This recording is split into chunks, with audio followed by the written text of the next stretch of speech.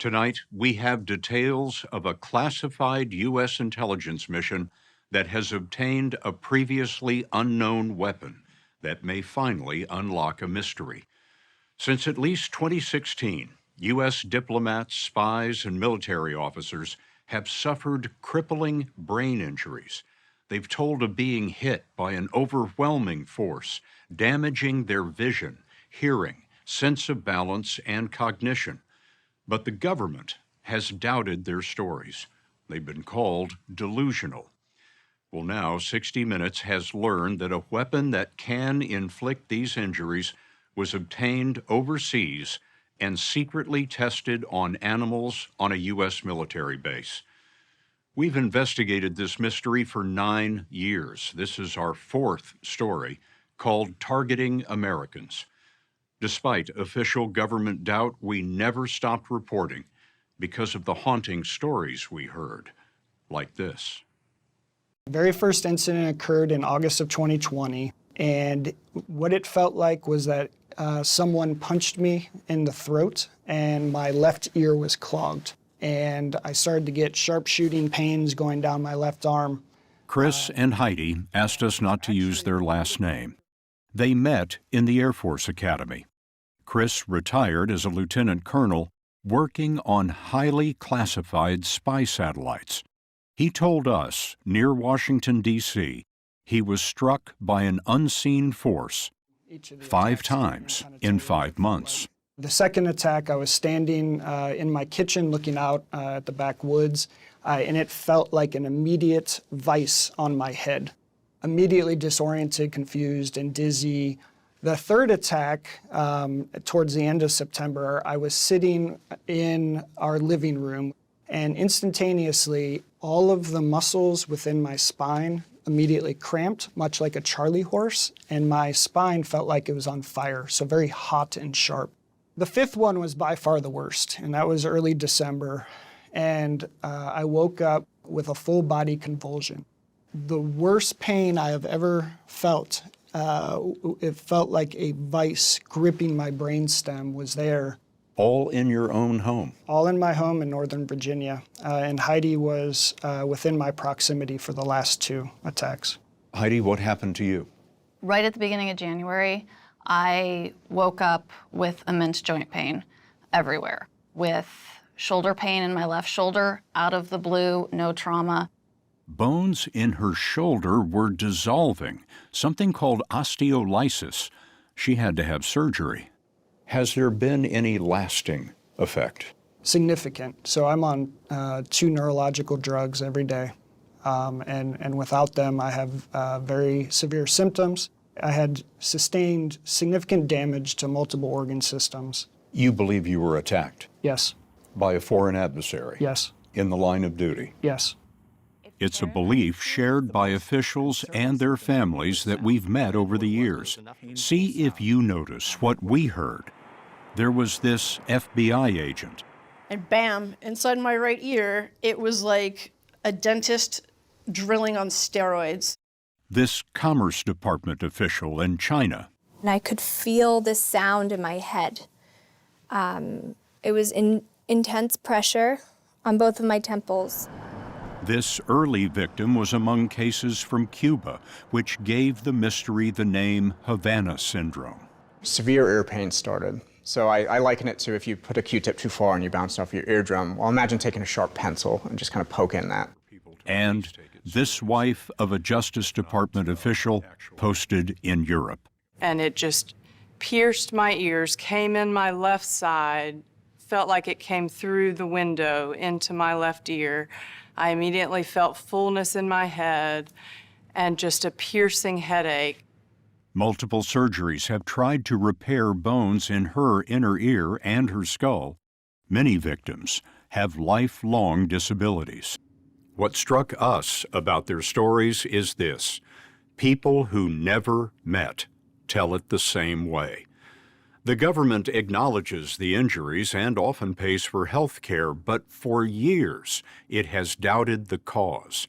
Victims have been told it may be atmospheric or environmental, a virus, a pre-existing condition, or As the FBI put it in an early investigation, mass hysteria. The official word published in 2023 and still standing says it is very unlikely these are attacks by a foreign adversary. Do you believe the victims? Absolutely. What we're hearing about now Dr. is David Relman is a Stanford University professor of medicine asked by the government to lead 2 investigations. His panels included doctors, physicists, engineers, and others. Their reports in 2020 and 2022 proposed a theory. the 2 panels, the investigations that I know well, both concluded much the same, which was that the most plausible explanation for a subset of these cases was a form of radio frequency or microwave energy. Microwaves are a range of frequencies in the electromagnetic spectrum. Various microwave frequencies are generated by your oven, radar systems, TV transmitters. Even your phone, Wi-Fi, and Bluetooth use microwaves. Dr. David Relman told us his investigations found that one country had done a great deal of research on creating something different, a unique pattern of microwaves that can damage the brain. In both of our investigations, we found the large majority of work to have been conducted in the former Soviet Union. And what they found was that effects could range from loss of consciousness to seizures to memory lapses, inability to concentrate, headaches, intense pressure, pain, disorientation, difficulty with balance. Many of the things that we heard about from victims of Havana syndrome. The Russians had been doing experiments in this area decades ago? Decades ago, yes, of a wide variety of sorts. In a previous story on this mystery, we found a 2014 reference to a weapon.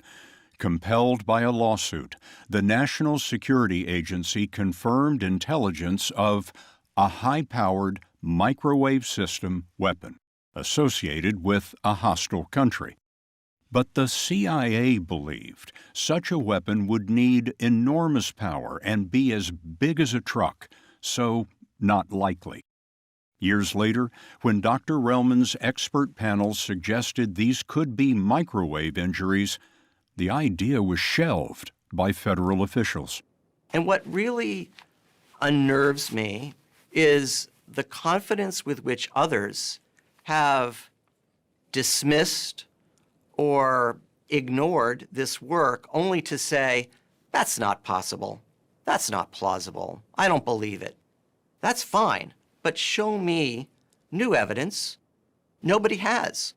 Do you believe that your studies were downplayed by the U.S. government?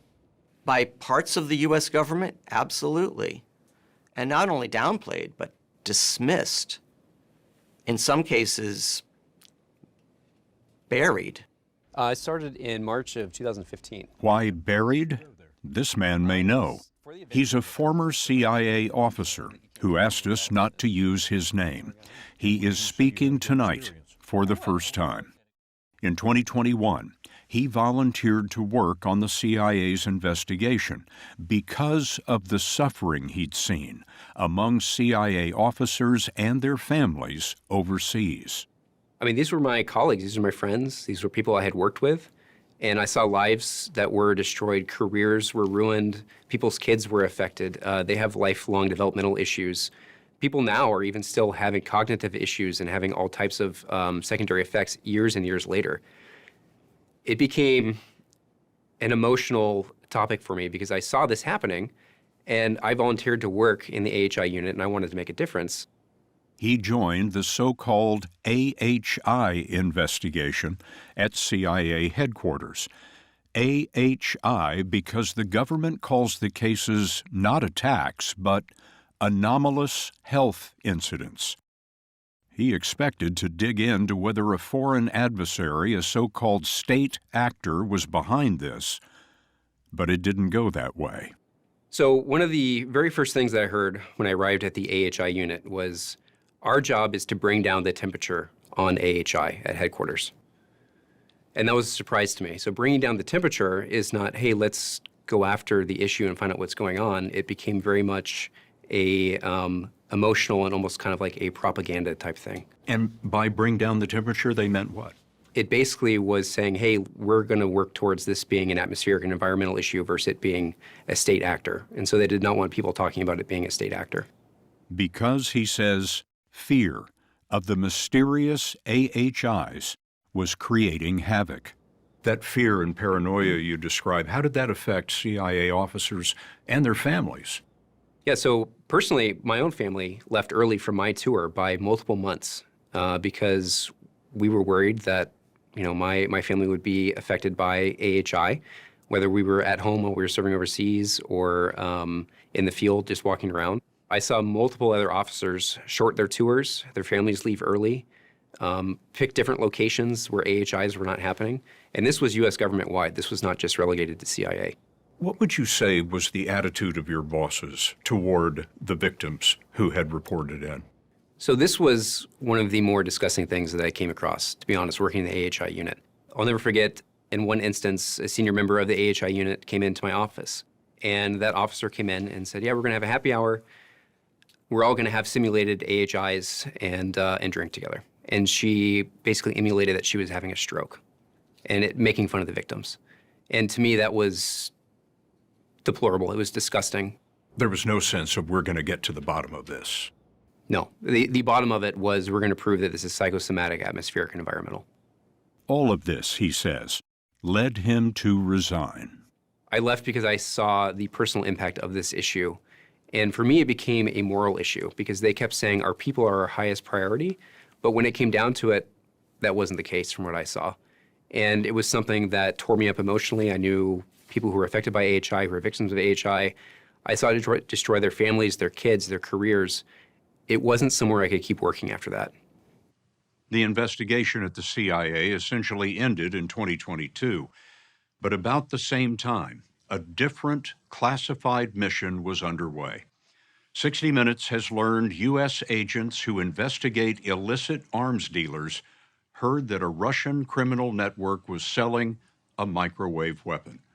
Our sources tell us undercover agents of the Department of Homeland Security bought the weapon in 2024. The mission cost about $15 million, funded by the Pentagon. When we come back, details of the weapon and the results of testing at a U.S. military base.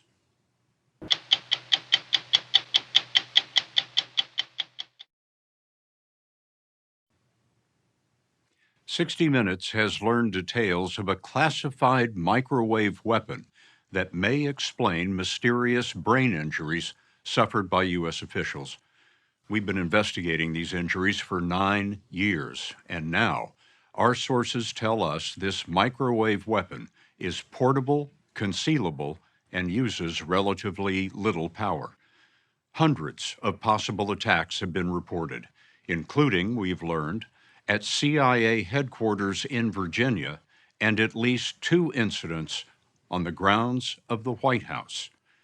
For years, the government doubted the stories of the injured, but now the victims, including former CIA officer Mark Polymeropoulos, hope that word of a newly discovered weapon will finally vindicate them. There's a part of this, Scott, that has to do with moral injury, and that's the idea of betrayal. I worked for 26 years for the CIA. I think I was involved in every covert action program in the Middle East. I did some very interesting things for the U.S. government, always with the idea that they would have my back if I got jammed up. I just needed to get medical care when I came back, and they wouldn't even do that. So this moral injury, this sense of betrayal is so acute with me. That's something that I can never forgive them for. Mark Polymeropoulos rose to an executive level at the CIA, about the equivalent of a 3-star general. He was awarded a top decoration for service. In 2017, he says he was overwhelmed in a hotel room in Moscow. I woke up in the middle of the night. I didn't hear any sound, but I woke up with incredible vertigo. The room was spinning. I had a blinding headache. I had tinnitus ringing in my ears, and I felt like I was going to be physically sick. It was a terrifying feeling where I lost control. something that seriously happened to me. And I remember feeling, that this is so unusual. I'd been shot at in places like Iraq and Afghanistan. I'd been in physical danger, but this was terrifying. He was treated for vertigo, migraines, loss of vision, and trouble with memory and concentration. Disabled, he retired. Later, in 2023, his own agency was among those that concluded it is very unlikely that he and the others were attacked by an adversary. Which, of course, to me is a betrayal, because CIA is supposed to be about putting people first, and they did not. Are you saying this is a cover-up?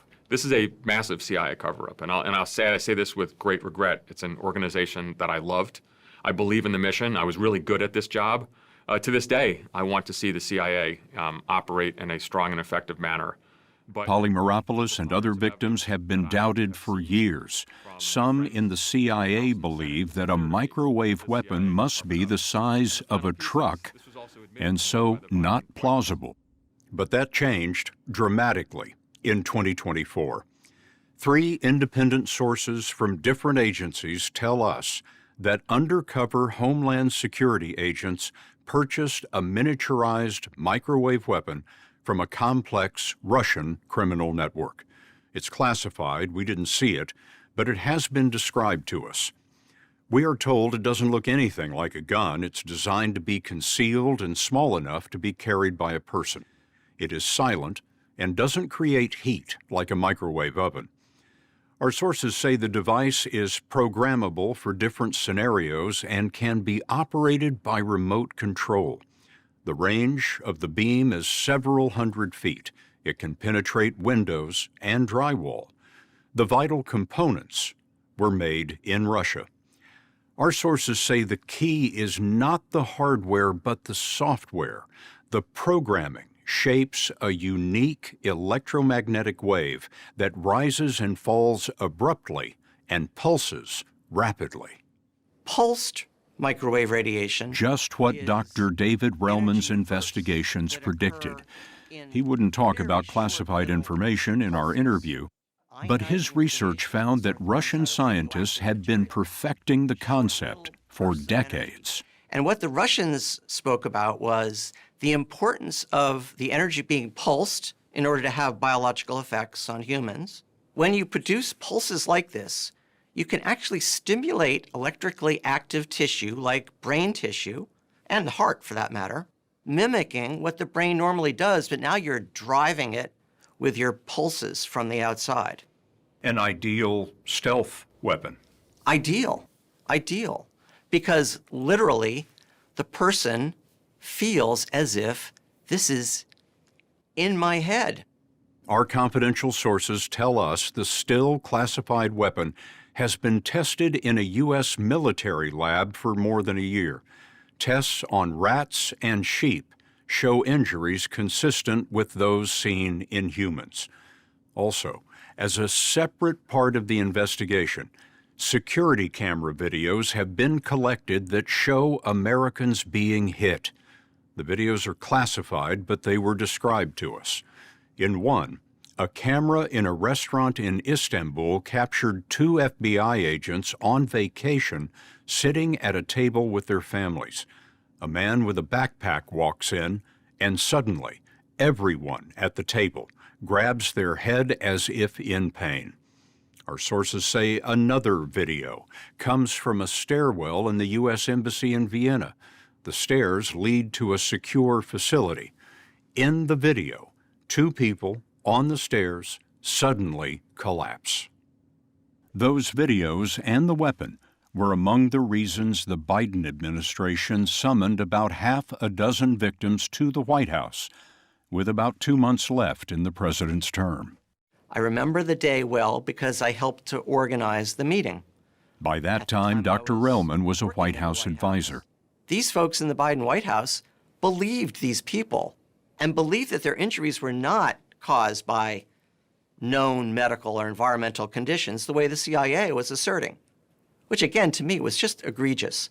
Some of the specific explanations the CIA had used were just crazy. A high-level CIA source has told us, and this is a direct quote, "This is the biggest cover-up I've seen in my adult life," end quote. Do you believe it was a cover-up? Yes, I do. Through a variety of purposes and means, not necessarily as a pre-planned strategic operation, but in essence, it arrives at the same result. Help me understand what you think the motive could have been. We want this to go away so that we can resume normal operations. They had dug-in opinions going back years about the plausibility of a non-thermal microwave mechanism. In fact, when we began our work, we were briefed by their experts and told nothing in the scientific literature will support the idea that microwave energy can do things like this. They had made up their minds. It seems they had. And it almost seems as though consistency was more important than objectivity.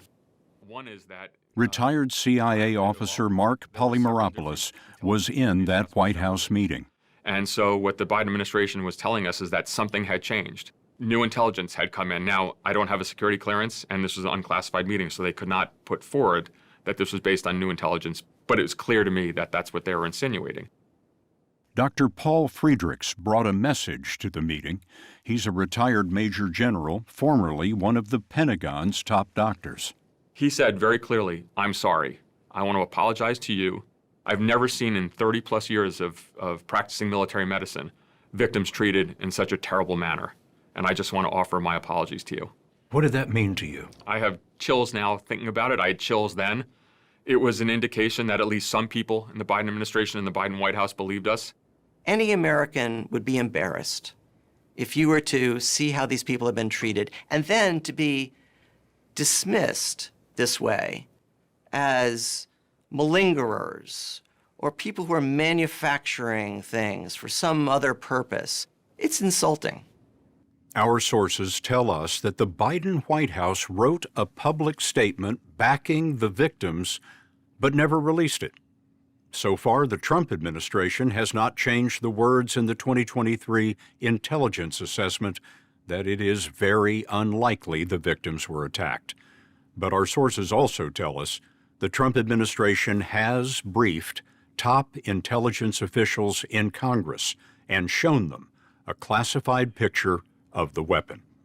We're told at the Pentagon, people who had investigated the attacks for the Department of Defense have been moved to a unit that develops new weapons.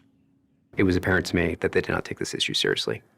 Looking back, the CIA officer who quit the investigation in disgust told us, in his view, the CIA was careless against a ruthless adversary. If there was a foreign adversary, Russia in particular, would you think of this operation as a success? Absolutely. From an intelligence perspective, this would be a resounding success. Let's say one of these cases was real and it created all this fear, paranoia, anxiety here in the United States and overseas. The impact of that is astronomical, and it's something you can't almost even calculate. And I don't think if it was a state actor, if it was the Russians, which I believe it is, I don't think that is something they would have put into their calculus, that it would have gotten this big. And I think they saw the fear, the paranoia that it created, and I think that's why it continued to happen for that period of time over a span of a year. Across the previous stories that we've done on this subject, I have had the same question. I think you are the first person who could plausibly answer the question, and that is why. Why would the government want to bury this? I think it comes down to a political question. I mean, if we acknowledge that this was a state actor that was doing this, it is essentially a declaration of war against the United States, which has to have a response from the United States government. In my opinion, I don't know that the appetite was there to respond to the Russians at that time. In our 2024 story, a collaboration with Russian dissident magazine The Insider.ru, we found evidence of Russian involvement. when this wife of a Justice Department official was seriously wounded overseas. An agent of Russian intelligence was in her vicinity. For this report, the Department of Defense declined to comment. The Office of the Director of National Intelligence, which oversees 18 agencies, including the CIA, told us that a new review of AHI will be comprehensive and complete, and we remain committed to delivering the truth. And I really hope that they do. The victims are waiting, including Chris and Heidi, who told us at the beginning of our story of being attacked 5 times in their home. I think it's time we as a country come to grips with the fact that the game has changed. Our adversaries are now able to reach out and touch us here in the United States, specifically at our homes. What do you believe the government owes you? I would say that for me and my military brothers and sisters who are hurt, being issued a Purple Heart is acknowledgement of our sacrifice to the country. And the sacrifice we made that affects not only us, but also our families. The sources who informed our reporting told us the classified mission to obtain the microwave weapon points to a troubling reality. They say there are likely many of these devices, and if undercover agents could purchase one from gangsters, then the Russians have lost control of a stealth weapon that could be used by anyone, anywhere.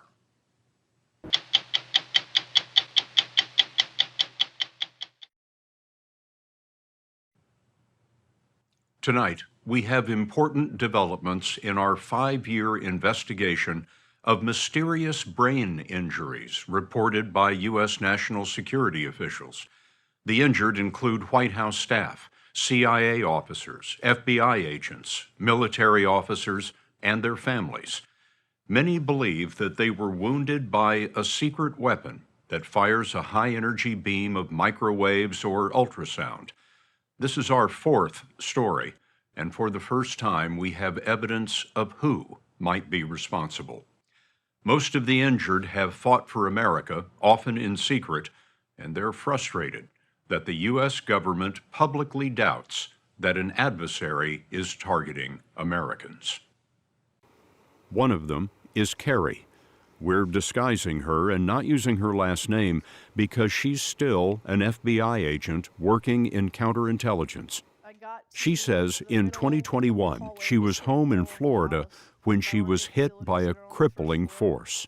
And bam, inside my right ear, it was like a dentist drilling on steroids. That feeling when it gets too close to your eardrum, it's like that, times 10. It was like a high-pitched metallic drilling noise, and it knocked me forward at like a 45-degree angle this way. She says she was by a window in her laundry room.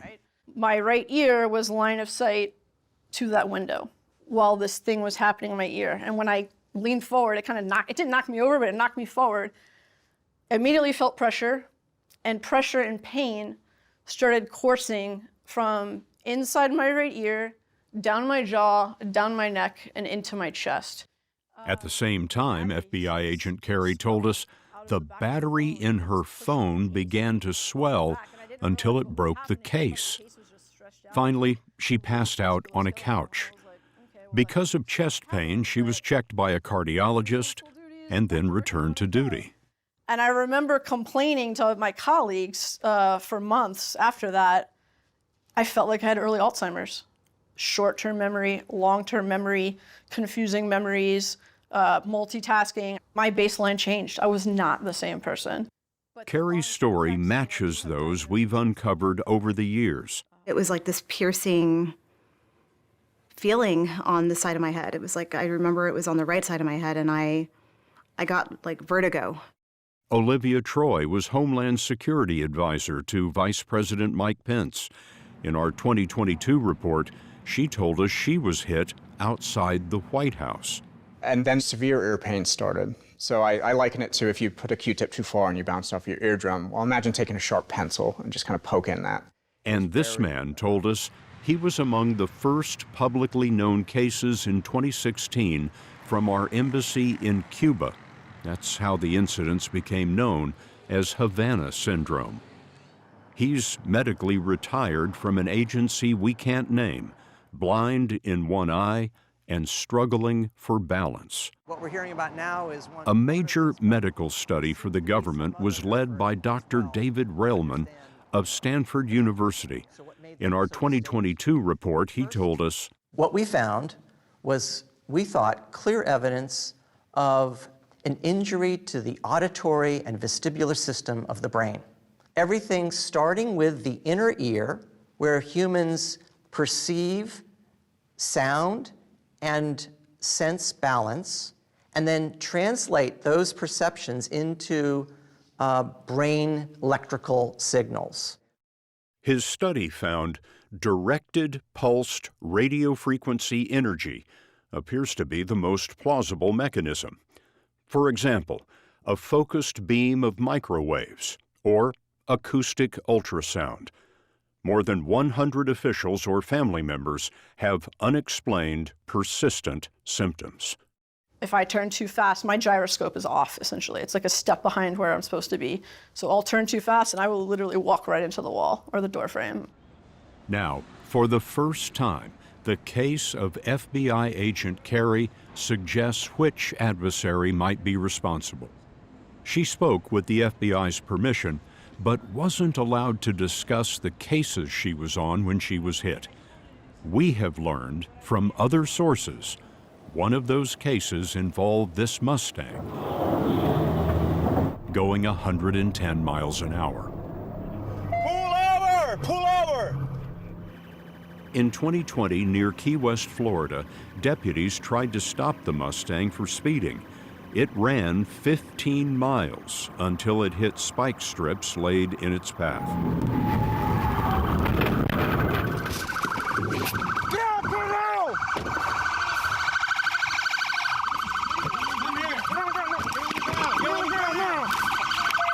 A search of the car found notes of bank accounts. Citibank, Discover Savings, $75,000. And this device that looks like a walkie-talkie can erase the car's computer data, including its GPS record. There was also a Russian passport. What's your first name? Vitaly, V-I-T-A-L-I-I. Vitaly Kovalev was the driver from St. Petersburg, Russia, not Florida. Why did you run? Let me be honest with me. I don't know. You don't know why you ran? I don't know. And we don't know why he ran, but what we learned suggests he was a Russian spy. What we see here is Vitaly Kovalev fitting exactly this formula. Christo Grozev is a journalist legendary for unmasking Russian plots. In 2020, he uncovered the names of the Russian secret agents who poisoned Vladimir Putin's rival, Alexei Navalny. Grozev is lead investigator for our collaborator on this story, The Insider, a magazine by Russian exiles. We asked him to trace Vitaly Kovalev. He studied in a military institute. He studied radio electronics with a particular focus on use within the military of microelectronics. He had all the technology know-how that would be required for somebody to be assisting an operation that requires high technology. And then all of a sudden, after working for 2 years in a military institute, he up and decides to become a chef. Kovalev immigrated to the U.S. and worked as a chef in New York and Washington, D.C., even appearing at Far Left in a TV cooking segment. Traditional Russian recipes, thanks to our wonderful chef. But Kovalev was actually a Russian military electrical engineer with a top-secret security clearance. Can someone like Kovalev simply decide to drop all of that and become a chef? It is not an easy job to just leave that behind. Once you're in the military and you've been trained and the Ministry of Defense is invested in you, you remain at their beck and call for the rest of your life. We don't know what Kovalev was up to, but our sources say over months he spent 80 hours being interviewed by FBI agent Kerry, who had investigated multiple Russian spies. Kovalev pled guilty to evading police and reckless driving. He was sentenced to 30 months. While he was in jail, Kerry says she was hit in Florida, and a year later when she awoke to the same symptoms in the middle of the night in California. It felt like I was stuck in this state of like disorientation, not able to function, like, what is happening, and my whole body was pulsing. Mark Zaid is Kerry's attorney. He has a security clearance and for decades has represented Americans working in national security. Zaid has more than 24 clients suffering symptoms of Havana syndrome, which the government now calls anomalous health incidents. I have CIA and State Department clients as well who believe they've been impacted domestically. There are dozens of CIA cases that have happened domestically, that is at least believed. And we're not even just talking about physical manifestation. We're talking about evidence of computer issues in the midst of the incident, where computer screens just literally stop working or go flicker on and off. Do you know whether there are other FBI agents who have also suffered from these anomalous health incidents? There are other FBI agents and personnel, not just agents, analysts. I represent one other FBI person who was impacted in Miami. And I also know of FBI personnel who believe they were hit overseas in the last decade. Were any of these members of the FBI counterintelligence people in addition to Kerry? The one thread that I know of with the FBI personnel that is common among most, if not all, of my clients, other than the family members connected to the employee, was they were all doing something relating to Russia. Vitaly Kovalev served his time and in 2022 went back to Russia, ignoring American warnings that he was in danger because he'd spent so much time with the FBI. Christo Grozev found this death certificate from last year, which says Kovalev was killed at the front in Ukraine. Do you think Kovalev was sent to Ukraine as a punishment? One theory is that he was sent there in order for him to be disposed of. Is Kovalev really dead, or is this another cover story? That is a very good question, and we actually worked on both hypotheses for a while. I do believe at this point that he was dead. We're dealing with energy weapons. It's not going anywhere. Look how effective it's been. It's next generation weaponry, and unfortunately, it's been refined on some of us, and we're the test subjects. When we come back, you will hear from the Pentagon official who led a global investigation into who is targeting Americans.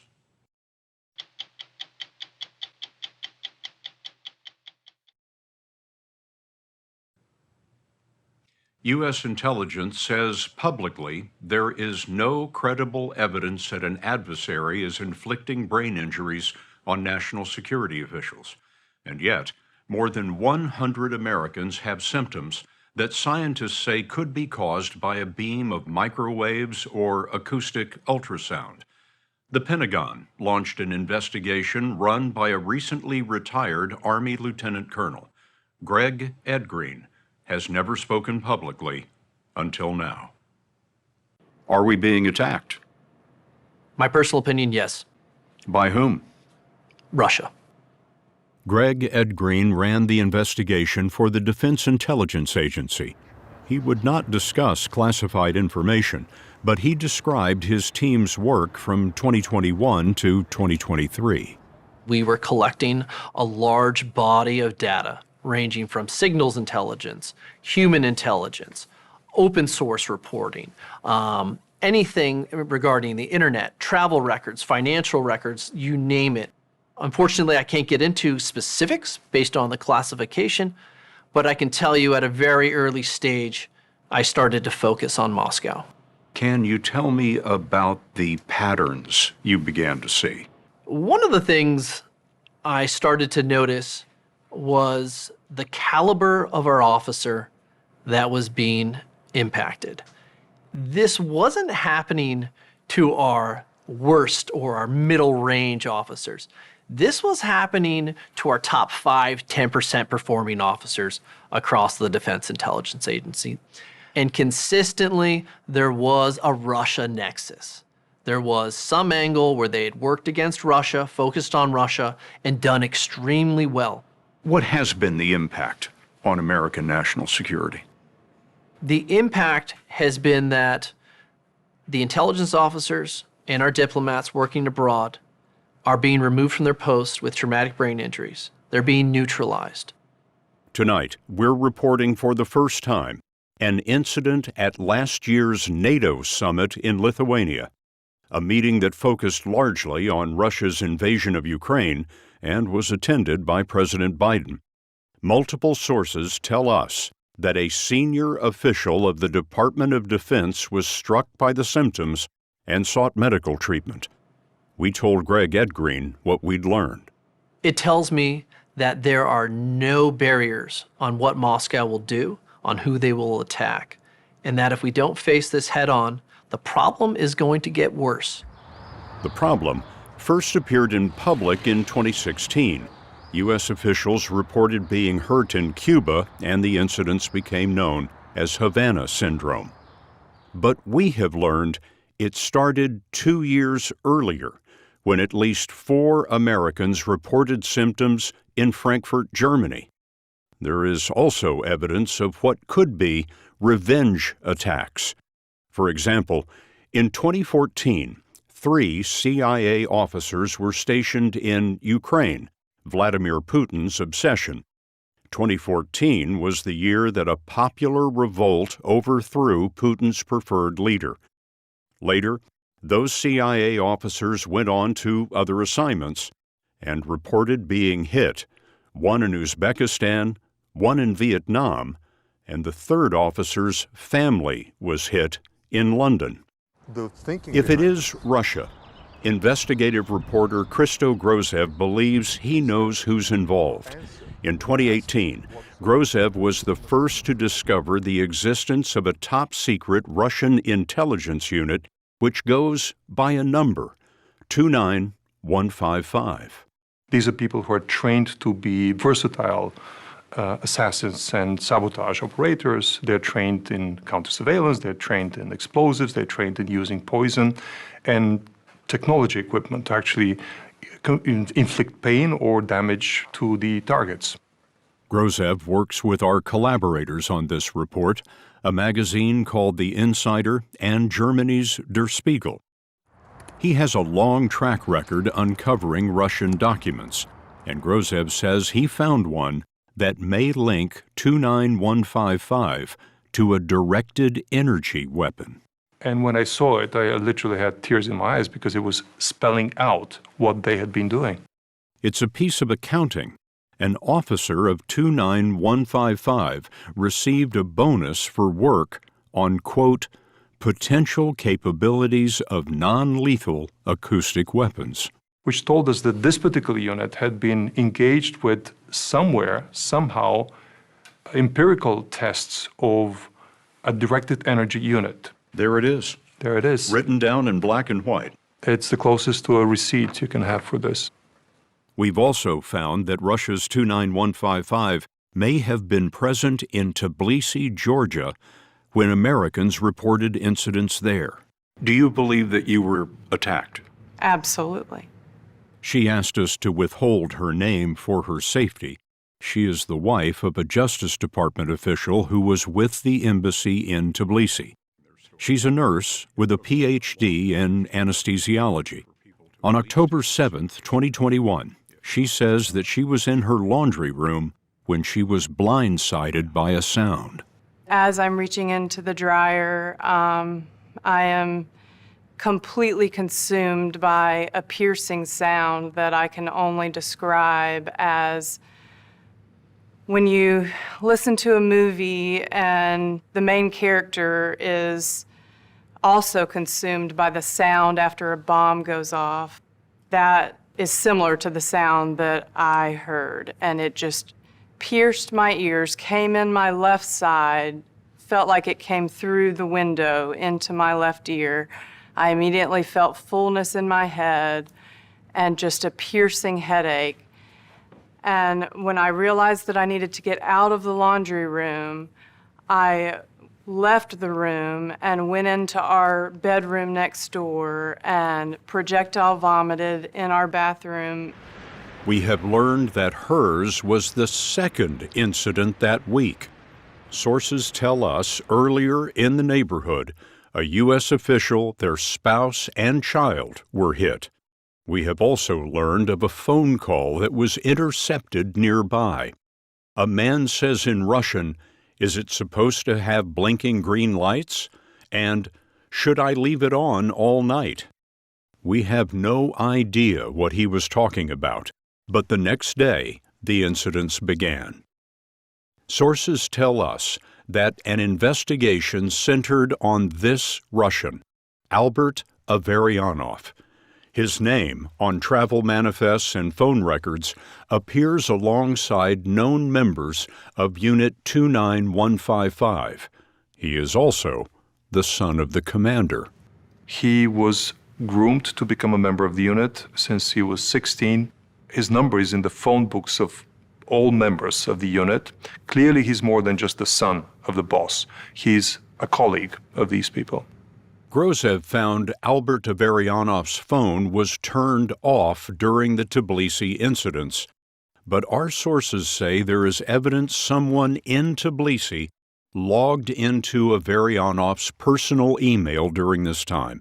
Most likely, Grozev believes Averyanov himself, placing him in the city. We believe members of Unit 29155 were there in order to facilitate, supervise, or maybe even personally implement attacks on American diplomats and American government officials using an acoustic weapon. After you were able to get out of the laundry room, call your husband, what did you do then? I went downstairs. I first looked on our security camera, which is right beside our front door, to see if anyone was outside. There was a vehicle right outside of our gate. I took a photo of that vehicle and noticed that it was not a vehicle that I recognized, and I went outside. Did you see anyone around the vehicle? I did. We sent you a photograph of Albert Averyanov, and this is the picture that we sent you. You did. And I wonder if that looks anything like the man you saw outside your home.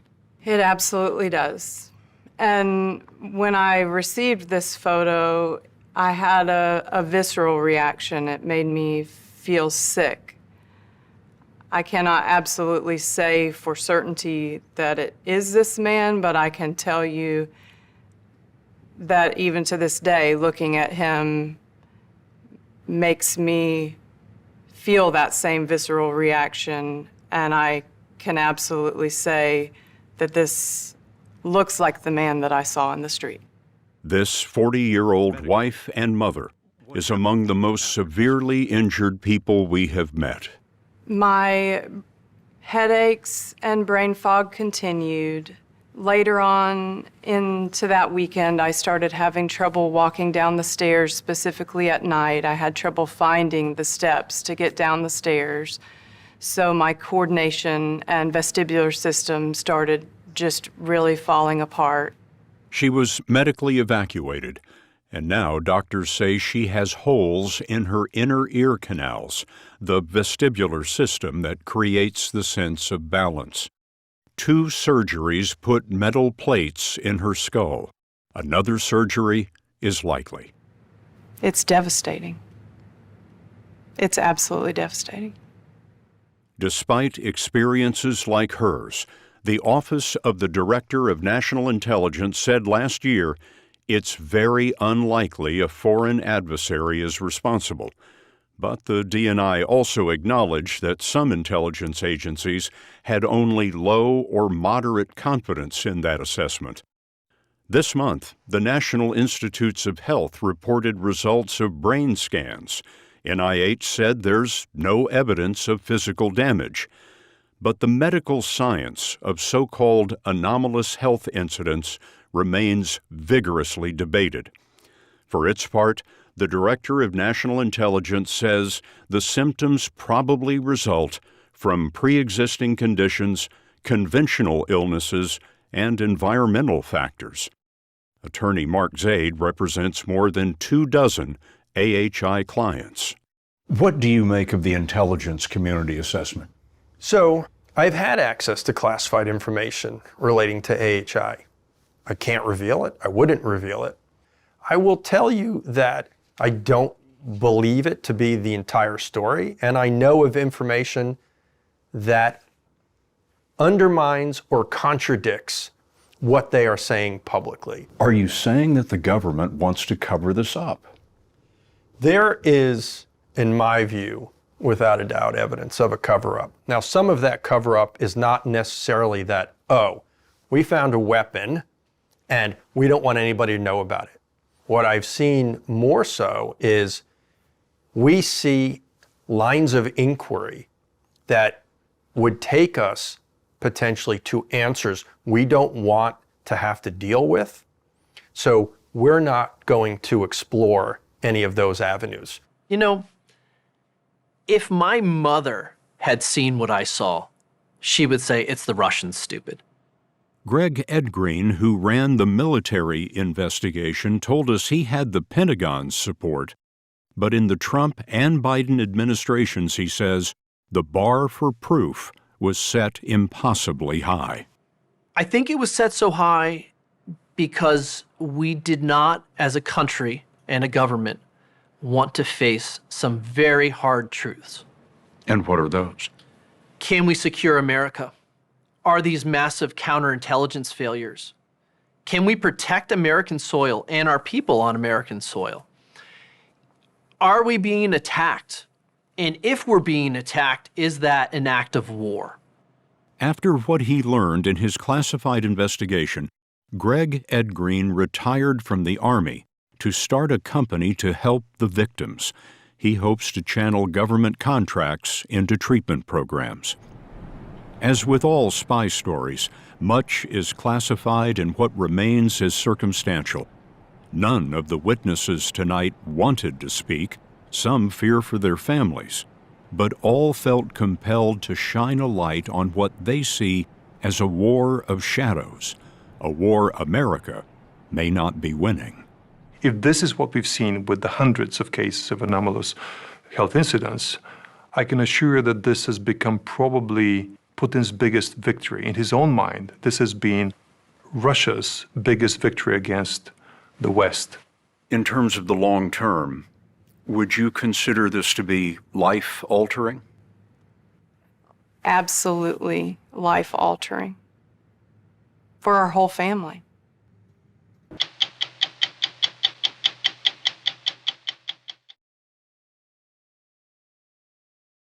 Since 2016, U.S. government officials overseas and their families have reported sudden, unexplained brain injuries with symptoms of vertigo, confusion, and memory loss.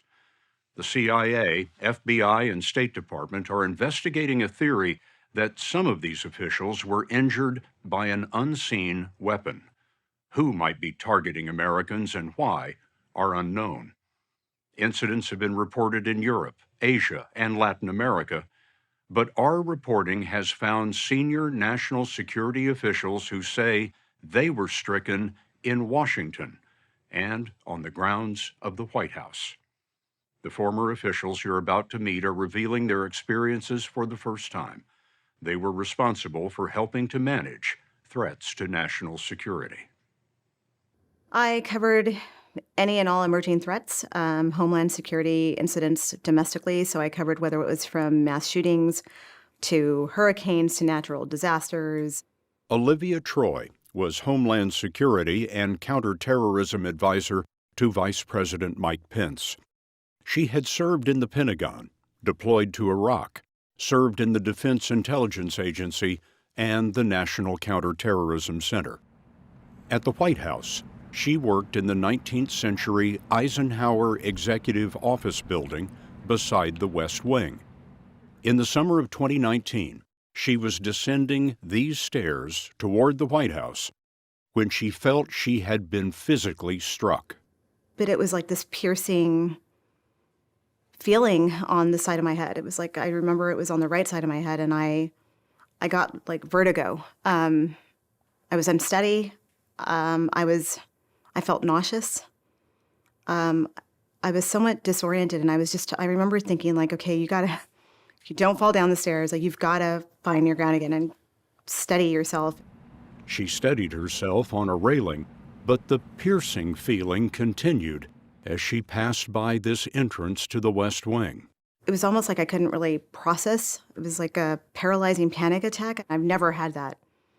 I've never felt anything like that. And so I thought to myself, do I have a brain tumor out of the blue? Is this what happened? Am I having a stroke? Olivia Troy was inside the security perimeter, headed to her car. She went down the steps, past the West Wing, and down the closed parking lot used by presidents called West Executive Avenue. Then she passed through the Secret Service gate and out to the staff parking in the Ellipse, south of the White House. Did you ever experience anything like this again? So not immediately, but I did again about a year later. It didn't happen on the steps. It happened a couple times walking to my car on the Ellipse. Tell me about those times.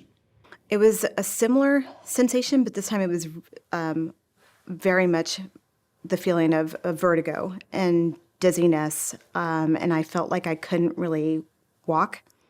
There was it was like I had a depth perception issue where I couldn't figure out where the ground was, and I would start walking and I felt like I was just gonna fall right into the ground. Troy says she didn't report the episodes because she didn't want to believe she was seriously ill, and she worried what it would mean to her security clearance and career. After this interview, she reported for the first time. There is a human aspect of it, of shame, and do you really want to admit you're sick? Do you want to come forward and tell someone that, especially as a member of the intelligence community? I think I'm still processing all of it and thinking about like how many more people are like me who felt this. It appears there are several. A senior member of the National Security Council says he was stricken in November 2020 on the same steps by the West Wing. That former official, whose incident was first reported in The New Yorker, asked us not to name him, but he described the incident to a close colleague, John Bolton, former National Security Advisor. They had disorientation and ringing and in their ears and just a general inability to function.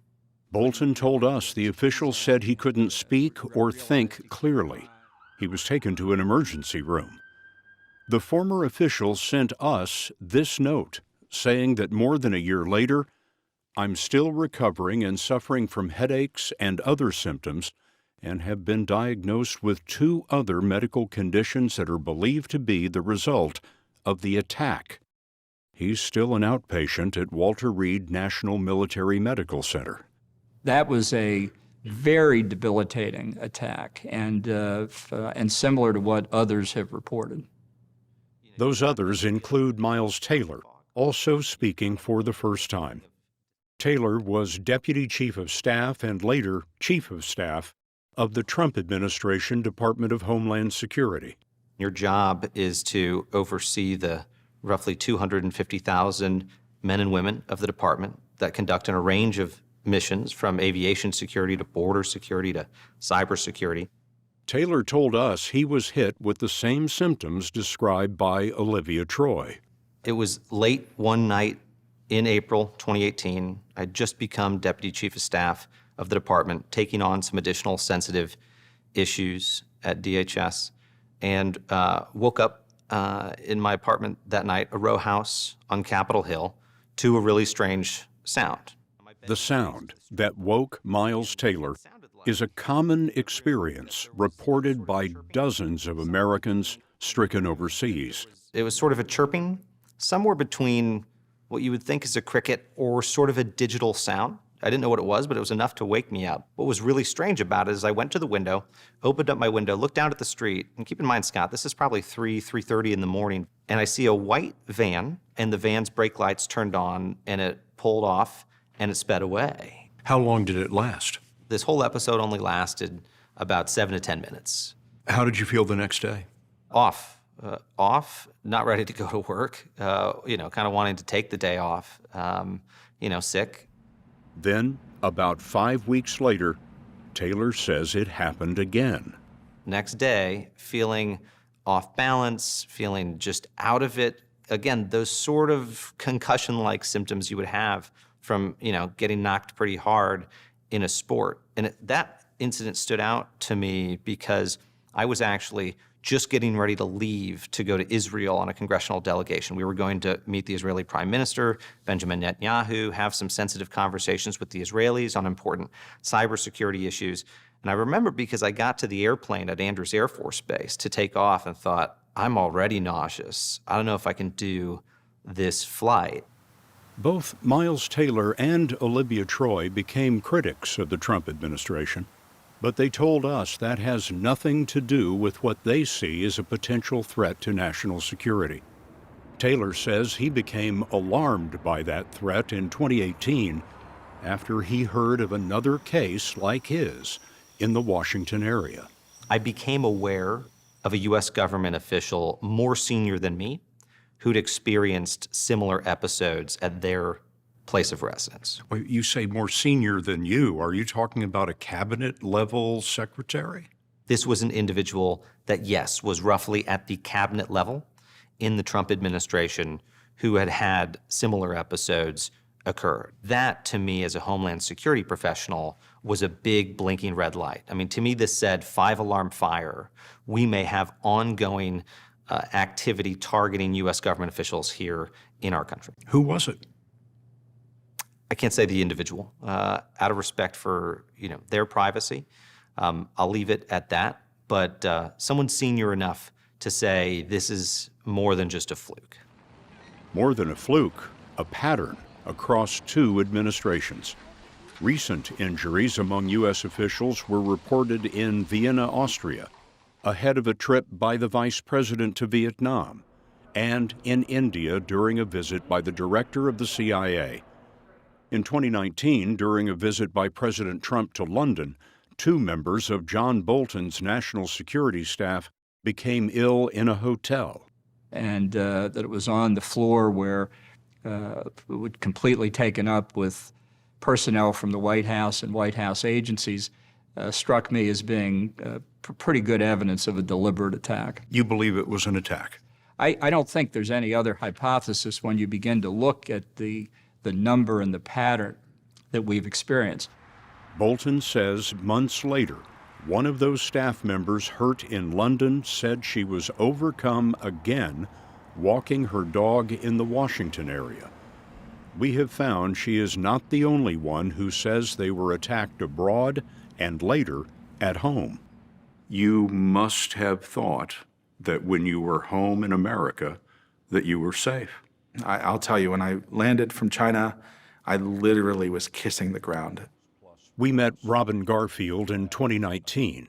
He's a Commerce Department official who told us that he, his wife, and 2 children were repeatedly hit in China.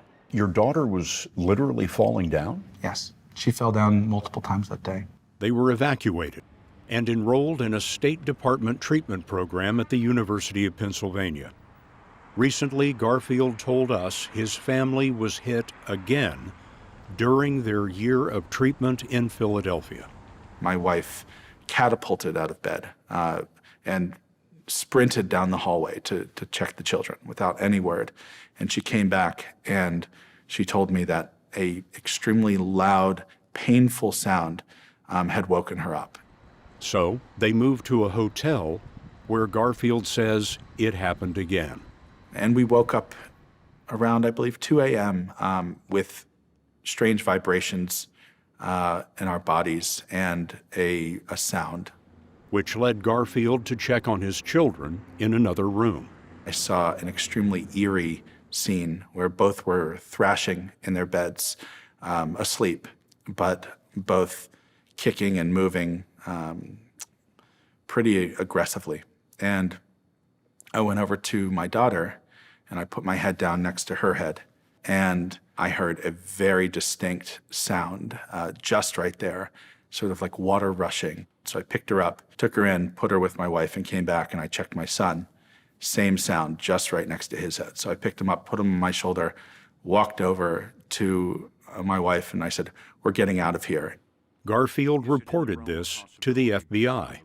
Today, his family is posted abroad, where they continue to work to improve balance, eyesight, and memory. This is the most difficult aspect of this whole issue for me, are the children who've been impacted, both mine as well as many others. I personally know the parents of, I believe, 8 other children. I can tell you I've personally seen balance issues in children that have never had that, trouble with finding their words, stuttering, and then continuing challenges around vision. One of the things that we have heard from some parents is that these are manifesting in the classroom in real, tangible ways. Persistent neurological symptoms are not the only fight these Americans have faced. Some of their early reports were dismissed as psychosomatic or illnesses connected to an infection or exposure to pesticides. Some were told that they were suffering the effects of old sports injuries. One theory had it that the sound these victims heard during the incidents was actually a particular species of cicada. It was rough. It was rough in the beginning. It was a dark place to be. We were kind of shoved aside and they wanted it to go away. This man is among those who fought for recognition. He's one of the first cases from 2016. Americans assigned to the U.S. Embassy in Cuba say they and their families were struck at home frequently in the night. He remembers the first time. And that night, all the dogs started kicking off in the neighborhood, barking, which is very unusual for them all to go in chorus. And then this just loud sound just absolutely filled my room. It felt like my head was slowly starting to get crushed. We agreed not to use his name. He is not allowed to say what federal agency he worked for. And then the severe ear pain started. So I liken it to if you put a Q-tip too far and you bounce off your eardrum. Well, imagine taking a sharp pencil and just kind of poking that. It was very jarring and painful. And eventually I started blacking out. With the first public reports coming from Cuba, the affliction became known as Havana syndrome. More than 24 embassy officials reported injury, but an early FBI report speculated it was all mass hysteria. His brain injuries left him disabled, essentially retired, at the age of 36. A weighted vest helps him balance, his service dog helps with walking, and his loss of vision. Legally blind in one eye. Correct, yeah. What have the doctors told you? It's not the eye, it's the wiring. What do you mean? That the eye function as itself is completely correct and appropriate. It's the signal that comes out the back of the eye into the brain is where the problems are, and no one really knows how to fix that. He is speaking tonight for the first time to put an end to doubt. You have not wanted to do this interview. No. This is probably one of my worst nightmares. Why is that? I didn't do my job because I want to be known. I did my job because I love my country and I was good at it. God, and I miss my job. I'm here because I'm tired of the gaslighting that keeps happening from the US government. I'm tired of this yo-yoing because I'm watching new colleagues and friends that I've trained with and friends that I've known for years that are being sent to these countries and coming back a shell of their former selves. We need to help them and we need to stop this. But who is it that must be stopped? When we come back, we'll ask the director of the CIA about his investigation, and we'll look at the kind of device capable of inflicting brain injury without a trace.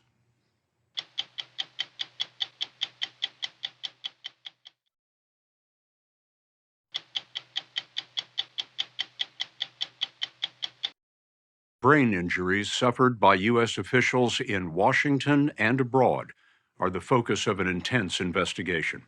After starting with around 1,000 possible cases, a CIA task force has zeroed in on about 24 that cannot be explained. The task force, which includes the FBI, is led by a CIA officer who helped find Osama bin Laden. The new director of the CIA, William Burns, told us one thing is already clear. After early disbelief, these injured Americans can no longer be doubted. In my first week as director, I began what have become dozens and dozens of meetings with affected officers and family members, and I've found their stories to be powerful and compelling and sometimes heartbreaking. Bill Burns had heard those stories from CIA officers who reported injuries since 2016. But this past fall, while on an official visit to India, a member of his staff was stricken in their hotel. Later, Burns personally escorted that staff member to medical evaluations. It seems that the Delhi incident might have been intended to send you a message. I don't know, and as I said, I can't comment on individual cases here as well. All I can tell you is that each story I've heard, each officer I've met with who's been affected by this, just redoubles my commitment and my determination on this issue. I have enormous faith in our officers. Bill Burns served 5 presidents at the State Department, rising to the highest rank in the Foreign Service.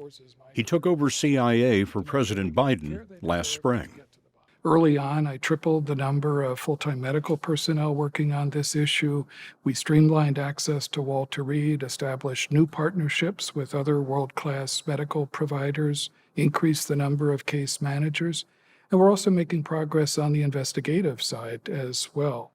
Progress on the investigative side came this month with a report on the nature of the brain injury. What we're hearing about now is Dr. David Relman helped lead 2 government panels that investigated the injuries. He's a professor of medicine at Stanford University. what we found was, we thought, clear evidence of an injury to the auditory and vestibular system of the brain. Everything starting with the inner ear, where humans perceive sound and sense balance, and then translate those perceptions into brain electrical signals. Dr. Relman's committees focused on one subset of patients whose experiences seemed inexplicable. This subset of cases had a very unusual so-called acute sensory event, an experience that consisted of the abrupt onset of intense pressure or vibration in the face or head, sometimes with the abrupt onset of sound. Sound like that described by the officials who spoke to us. And then this just loud sound just absolutely filled my room. This former official, who we agreed not to name, recorded the sound at his home in Havana. Before we play it, understand that the sound does not cause the injury. It is a byproduct, like the sound of a gun, which is not what does the harm. Here's what he recorded.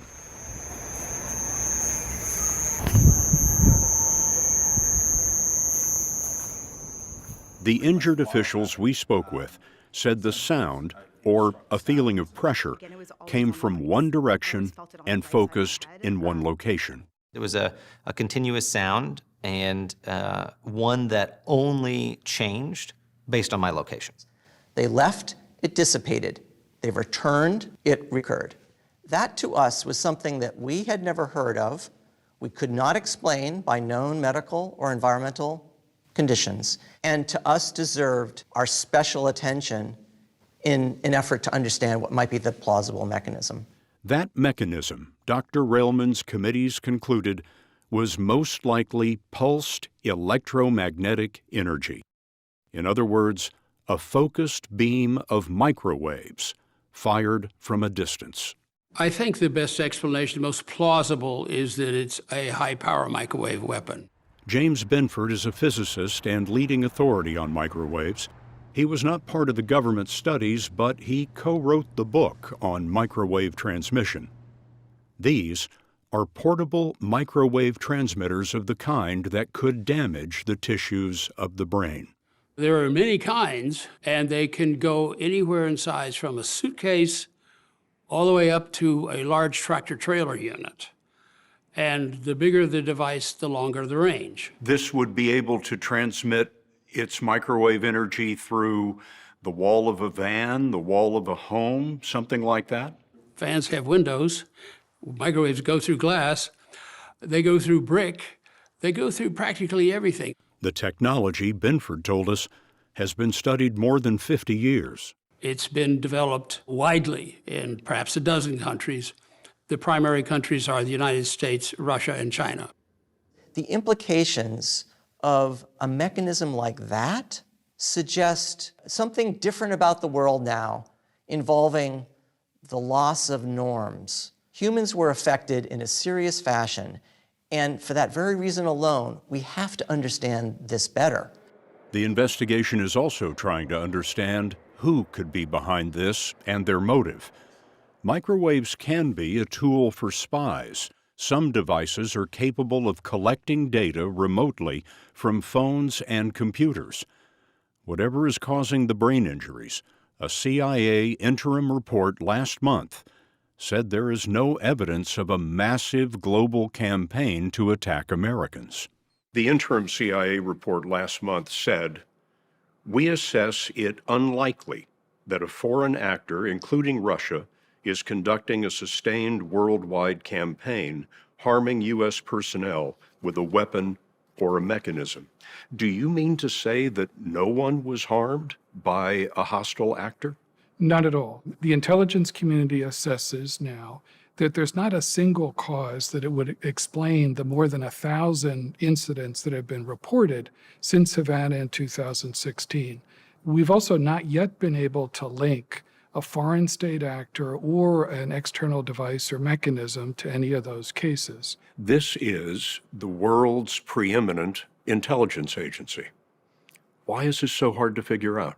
It's a very complicated issue, dealing with a whole range of incidents which have, different kinds of explanations for them as well. It's a very charged issue emotionally as well.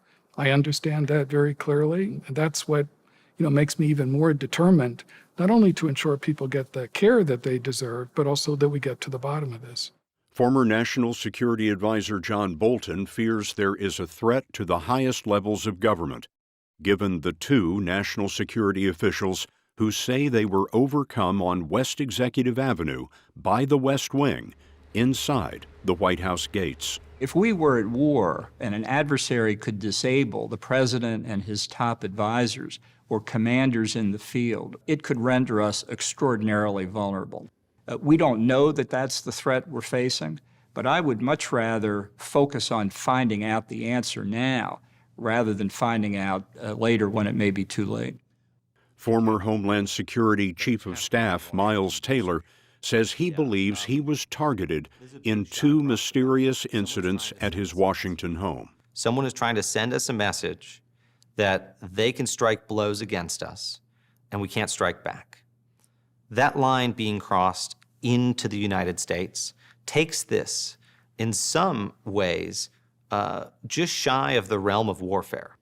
Is the national security structure in danger of being incapacitated during a time of crisis?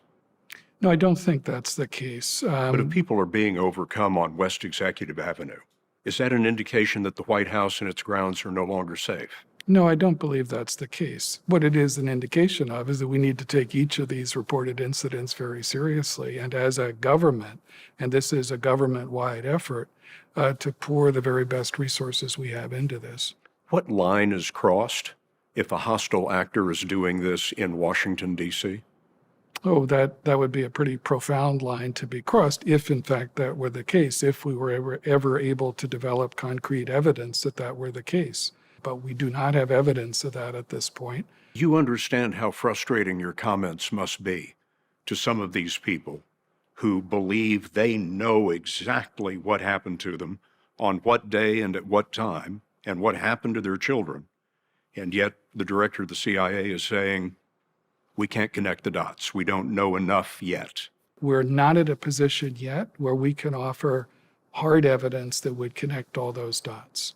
But as I said, we're not done yet. We still have a lot of work to do. And what I've said directly to a number of those officers is my promise is that I am absolutely committed to exhausting every alternative so that we can provide the kind of answers that we owe them.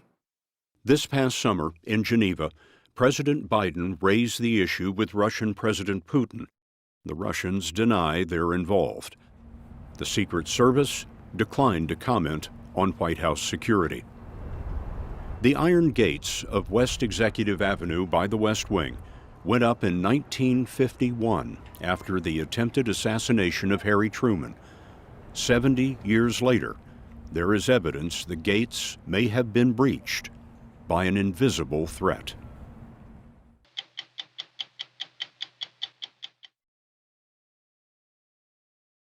In 2016 and 17, 25 Americans, including CIA agents who worked in the U.S. Embassy in Cuba, suffered serious brain injuries, causing impaired vision and memory loss, among other persistent symptoms.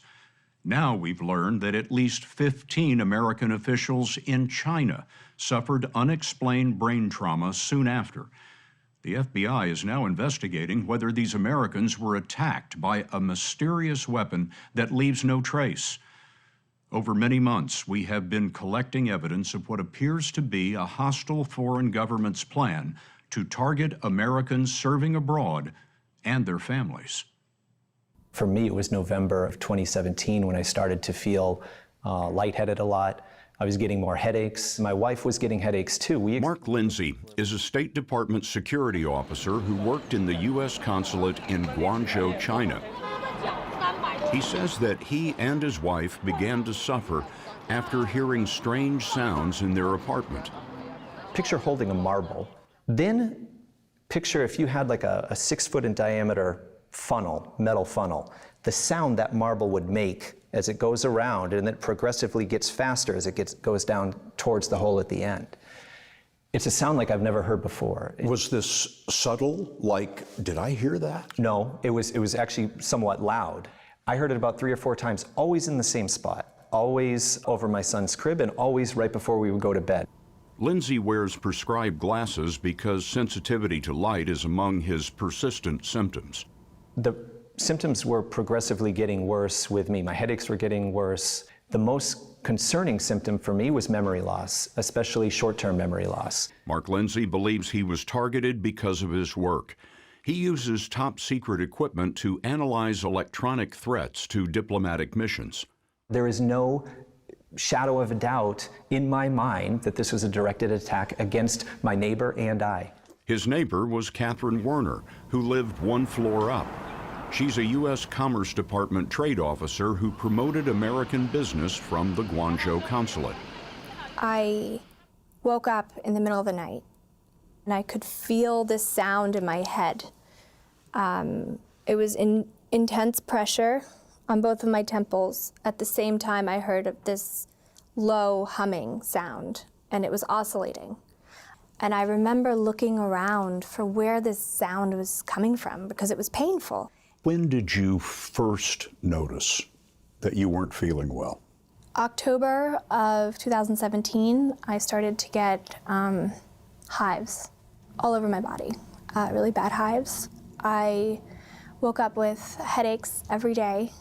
I started to feel tired. The simplest things would just make me very, very tired. Were these symptoms growing worse over time? They were, yes. My symptoms would get so bad that I would throw up, or I would wake up with nosebleeds. She says even her dogs were throwing up blood. Werner assumed her illness was connected to China's toxic smog. She didn't know it at the time, but her symptoms were the same that American officials in Havana had suffered since 2016. The U.S. Embassy there is all but closed as a result.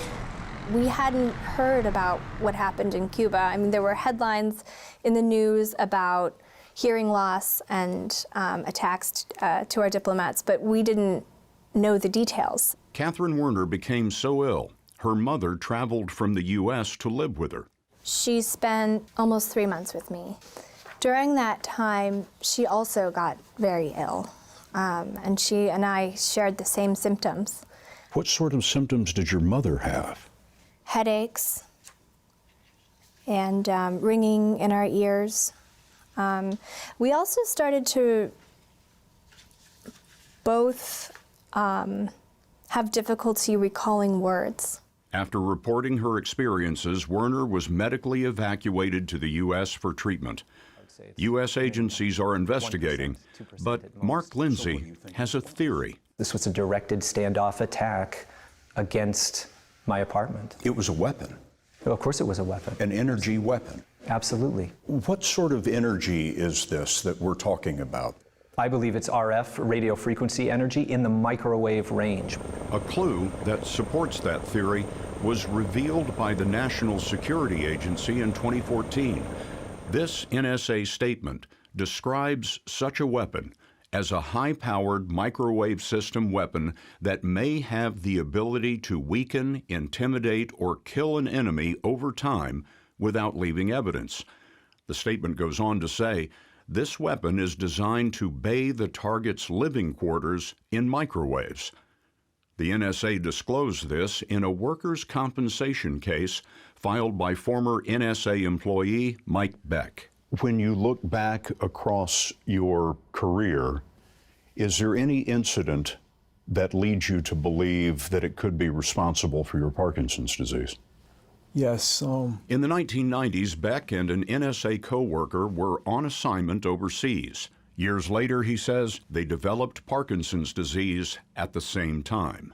In 1996, a colleague of mine, Chuck Bett, and I traveled to a hostile country and worked there for about a week.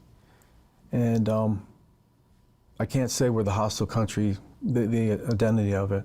Because it's still classified? Yes. But it was not Cuba or China. You believe that you and Chuck Gabet were attacked with this microwave weapon? Yes. I had a pretty good working knowledge of the hostile country's intelligence services, what they do to people, what they have done, what their modus operandi is.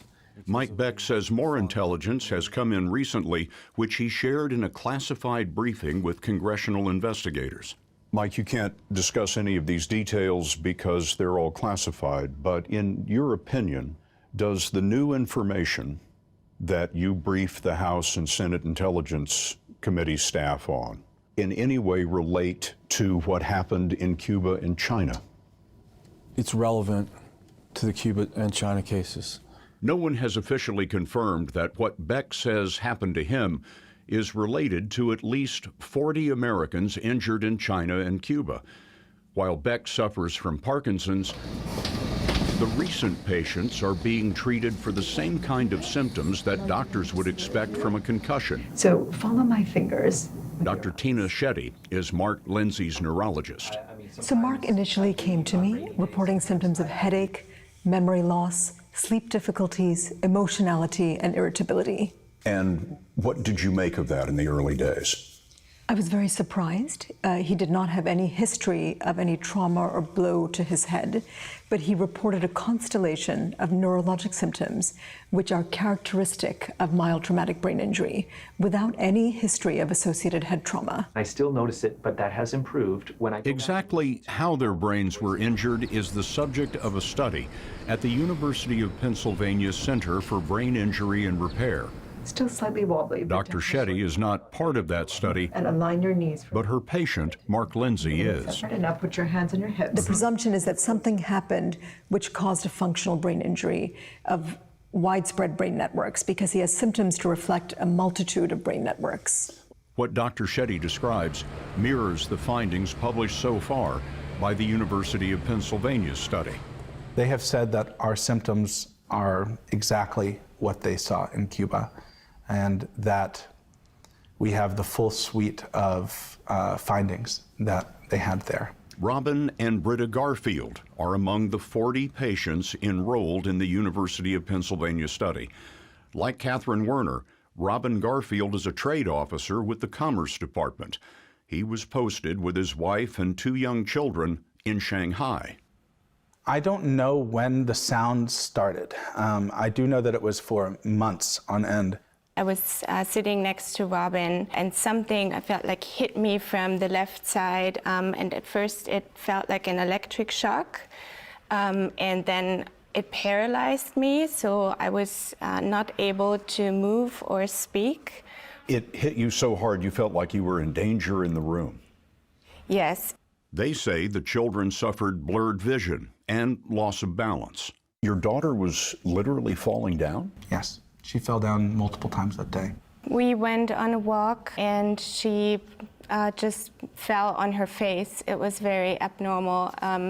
She never does that. And then a second time, she completely lost her balance and just fell to the side. Last spring, the Secretary of State, Mike Pompeo, confirmed the case of Catherine Werner. UPenn found her brain injuries matched the Cuba victims. We had an incident in Guangzhou that the medical indications are very similar and entirely consistent with the medical indications that have taken place to Americans working in Cuba. But for reasons that are unclear, the State Department is raising doubt about the other 14 China cases. The State Department's medical office sent Mark Lindsay this note that says, "We have reached the decision that your symptoms and findings do not correlate with the Havana cohort." They tried to deny it, they tried to cover it up, they tried to minimize it. Why would the State Department minimize this? Because it's China, because we have such a large trade relationship with them. You can push around Cuba. The trade relations are minimal. With China, that's a different beast, right? State Department doctors told Robin Garfield his illness stems from a baseball injury 17 years ago, which does not explain his wife and children. It is a very complicated geopolitical relationship between the U.S. and China. So that, to me, feels like why this determination is being made. What does it mean for your benefits today that the State Department is refusing to call this an attack? It has significant impact on our life, our finances, my career as well, likely. I have not been afforded time for my rehabilitation. Being classified as pre-existing injury means that I don't have access to paid leave. It also means that after 1 year, my medical bills will not be covered currently. The China patients have the attention of at least one member of the Senate Foreign Relations Committee. Jean Shaheen wrote Secretary Pompeo, "The group from China is increasingly feeling isolated and left behind by the State Department." The State Department declined an interview, but in a statement to 60 Minutes, it said, "We will continue to provide our colleagues the care they need, regardless of their diagnosis or the location of their medical evacuation."